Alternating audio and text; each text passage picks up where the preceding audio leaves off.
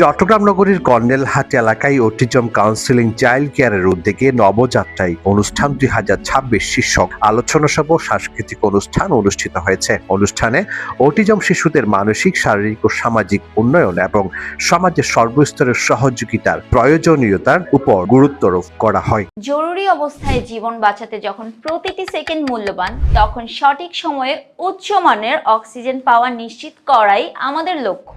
জরুরি প্রয়োজনে কল করুন স্ক্রিনে দেওয়া নাম্বারে।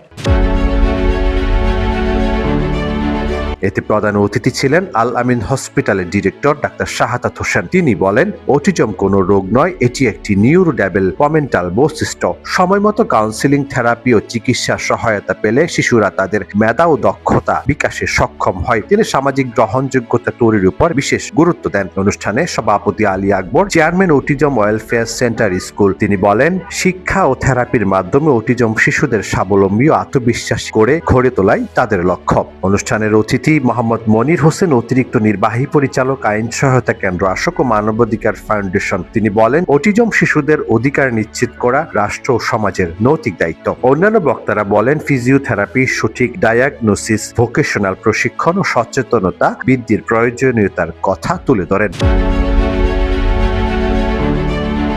অনুষ্ঠান সঞ্চালনা করেন মোজাম্মেল হক মুন্না। কোরআন তেলাওয়াত ও ইসলামী সঙ্গীত পরিবেশন করেন হাফেজ আবু রায়হান। অনুষ্ঠানটি যৌথভাবে আয়োজন করে অটিজম কাউন্সিলিং চাইল্ড কেয়ার ও ইকরা আদর্শ কোরআন মডেল মাদ্রাসা। নিউজ ডেস্ক, আজকের খবর।